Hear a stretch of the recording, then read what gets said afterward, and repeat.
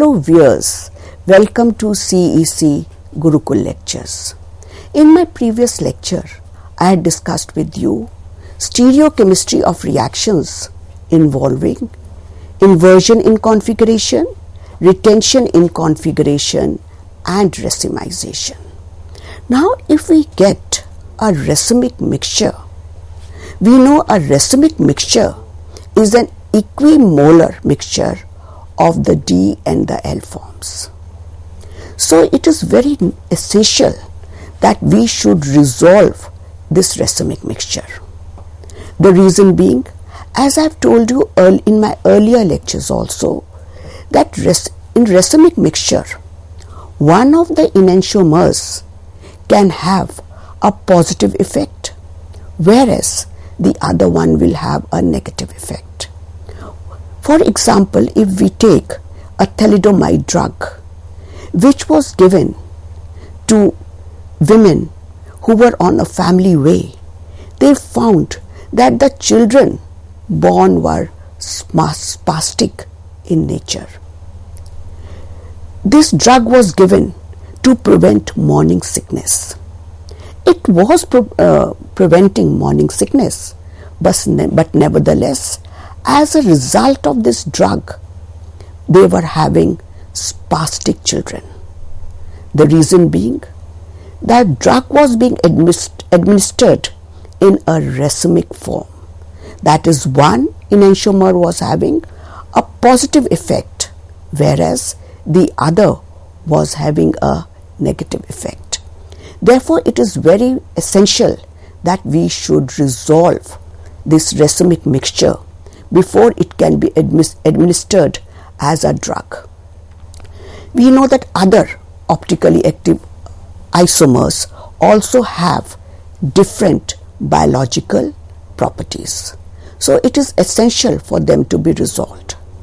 So now, since these enantiomers, as I have already said, have identical physical and chemical properties, except the way they rotate the path of plane polarized light, and of course their biological activities are different, so they cannot be separated by usual techniques, that is, such as fractional crystallization, fractional distillation or chromatography are not useful.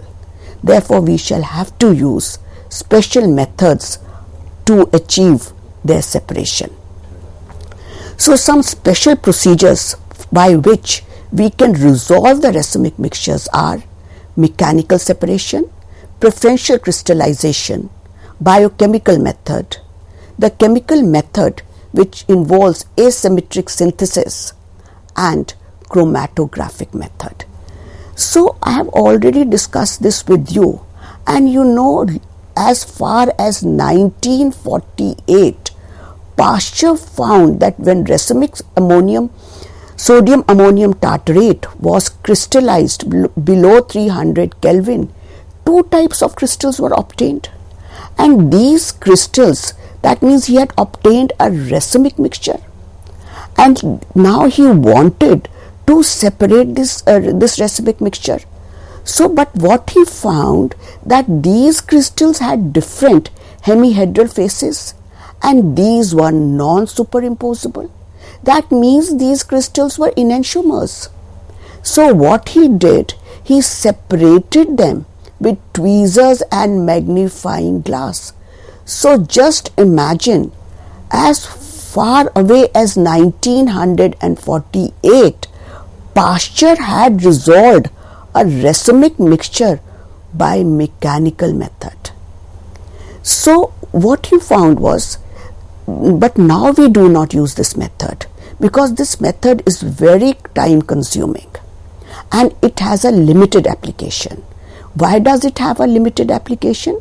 Because we can use this to separate only those compounds which can crystallize, and as well as they have well defined crystals, that is, they could be left-handed or they can be right-handed crystals, so which is not always possible to do so, get so. And the second method is that of preferential crystallization. In preferential crystallization, what we do is we take a crystal of one of the enantiomers or an isomorphous crystals of another chiral compound, and this is added to a supersaturated solution of a racemic mixture. So when we do this, this crystal that which we've added will act as a seed, and the one of the crystals of one of the form will start crystallizing out first.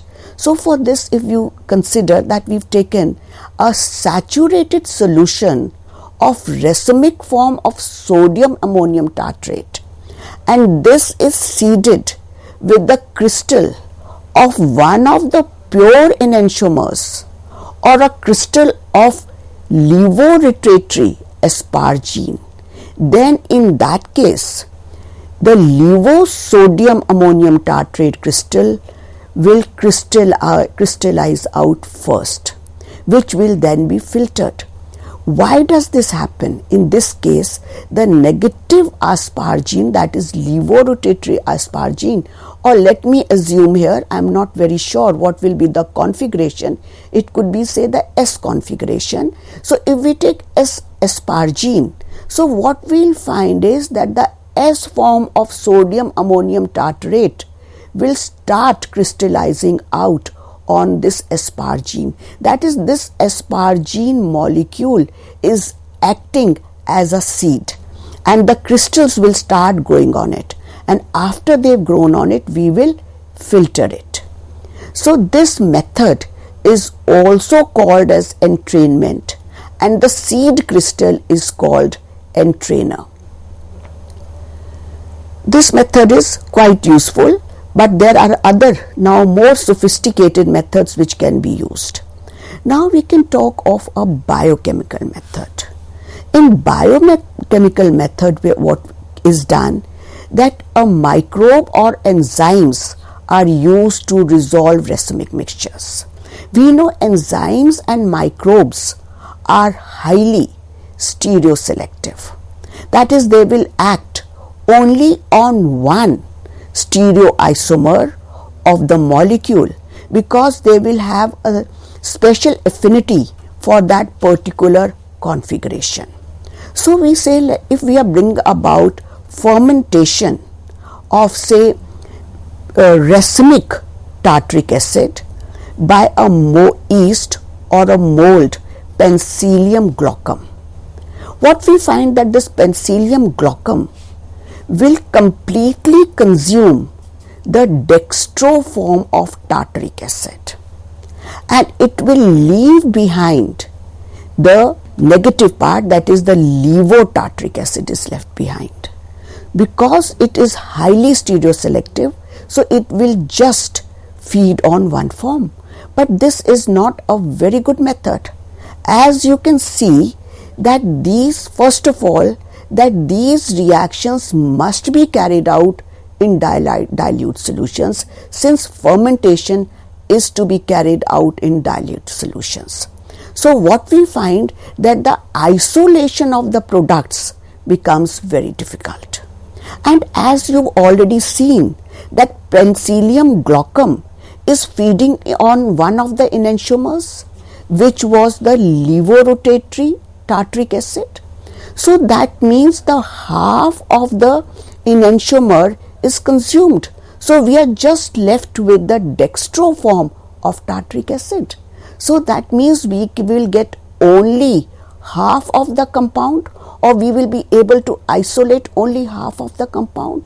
So we can say that this method is a partially destructive method, and this is not a very useful method. Now the fourth method for carrying out the resolution of a racemic mixture is very important. In this method, we involve asymmetric synthesis. Now, what is the principle of asymmetric synthesis? In asymmetric synthesis, now what we do, we treat a racemic mixture with an optically active reagent. So when we treat a racemic mixture with an optically active reagent, we will get diastereomers. So before proceeding, let us quickly recapitulate as to what are enantiomers and what are diastereomers. Enantiomers are stereoisomers which are non-superimposable mirror images of each other. Since they are non-superimposable mirror images of each other, their physical and chemical properties are same. The only property in which they differ is their action on the path of plane polarized light. Whereas diastereomers are not mirror images of each other. Since they are not mirror images of each other, their physical properties are different and their reaction with optically active reagents are also different. That is, the rate of the reaction is different. So now, as I've already said, that once we treat a racemic mixture, say with an optically active molecule, that optically active molecule will differentiate between the two enantiomers, that is the D and the L form, and it will react at a different rate with both the enantiomers, as a result of which we will get diastereomers. Now these diastereomers, as I've already said, have different properties such as boiling point, melting point. Their solubilities will be different. So these can be separated now by physical methods such as fractional crystallization and fractional distillation. So what after we've separated these diastereomers in two different beakers, we will now decompose these diastereomers separately. We can decompose them either in an acidic medium or in a basic medium. So when we separate them, we bring about the hydrolysis of diastereomers. They will give us the mixture of corresponding enantiomers and the optically active reagent, which is the resolving reagent.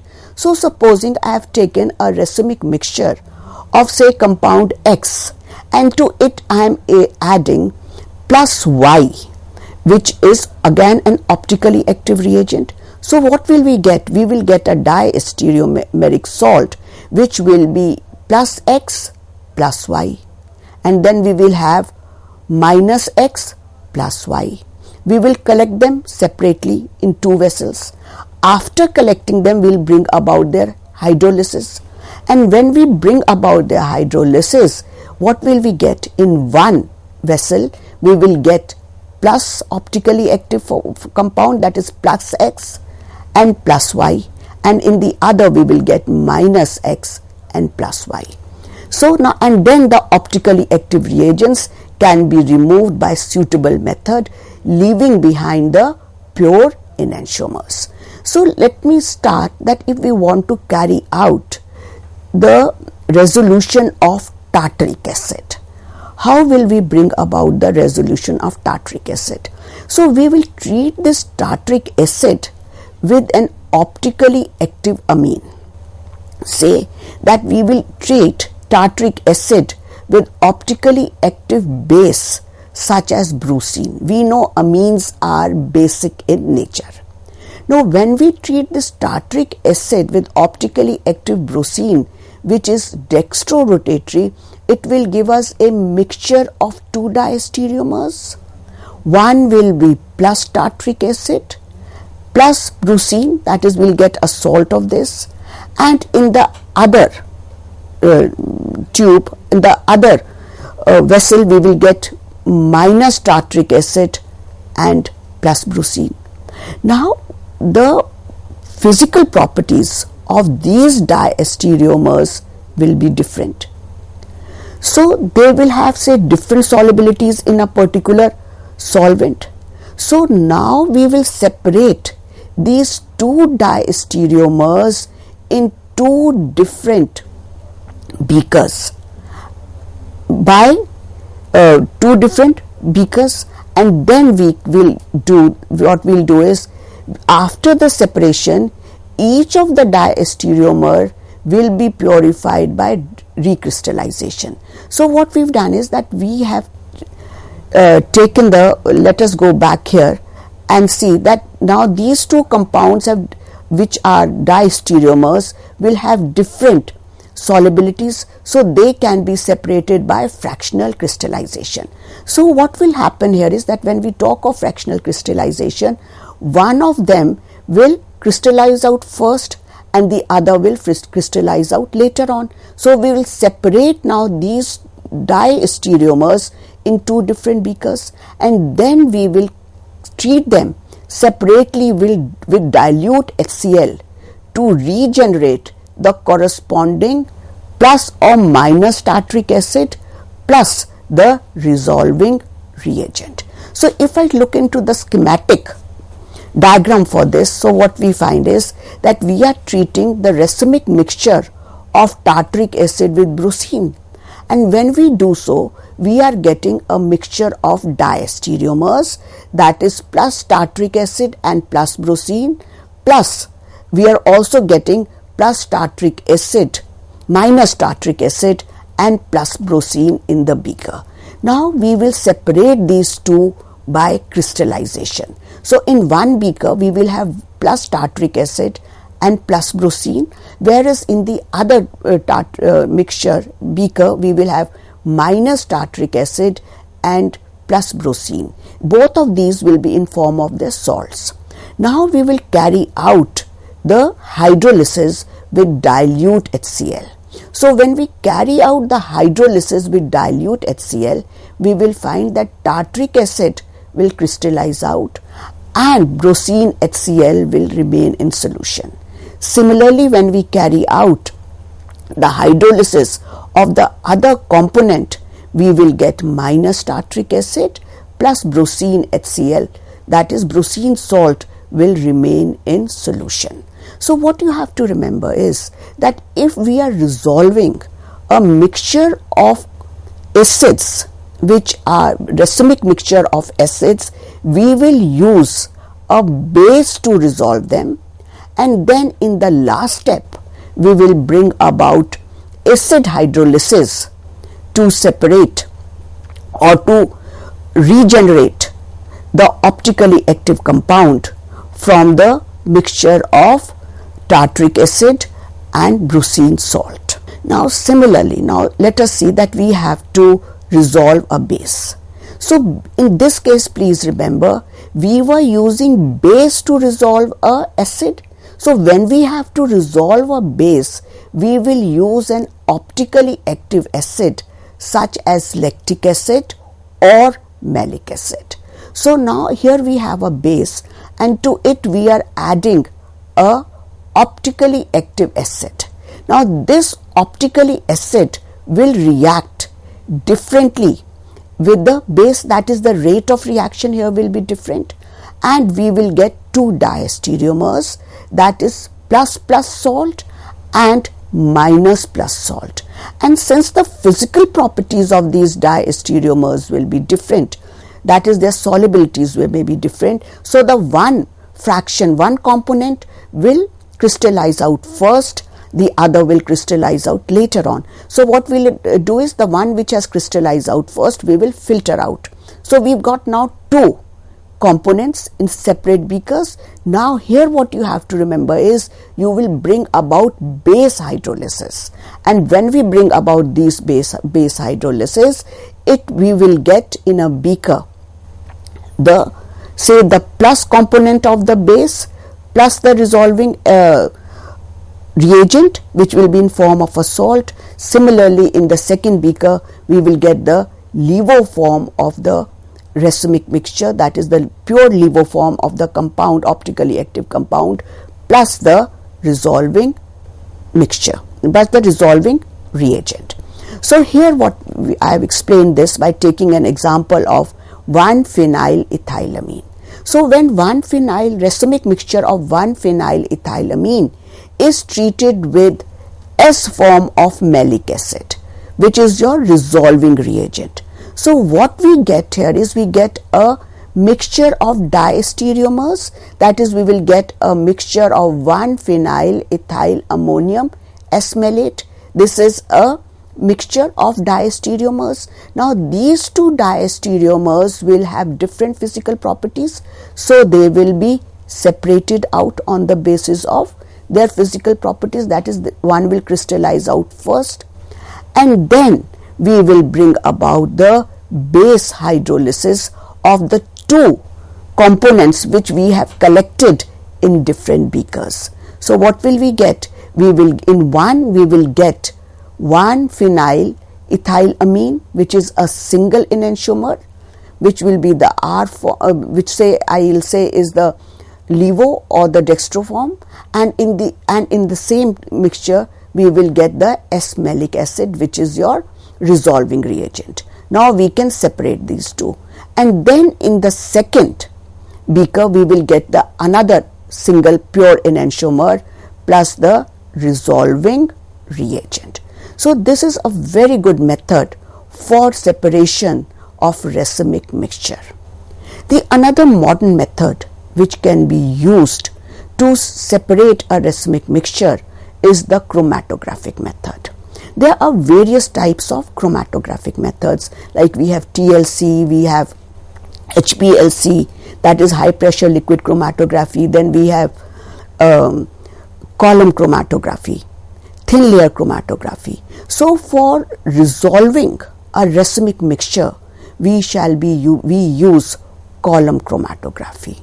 So what we do in this column chromatography is, first we pack a column, say with a gel whose let me first discuss what is simple chromatography. So let me say that we take a column and we pack it with silica gel.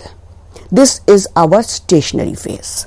And now what we do is, we in one injection or in one lot we will load it with the mixture which we want to separate, and then we have a mobile phase. This mobile phase keeps on running, keeps on flowing through the stationary phase, and when it flows, along with its flow it will carry the compounds or the components of the mixture.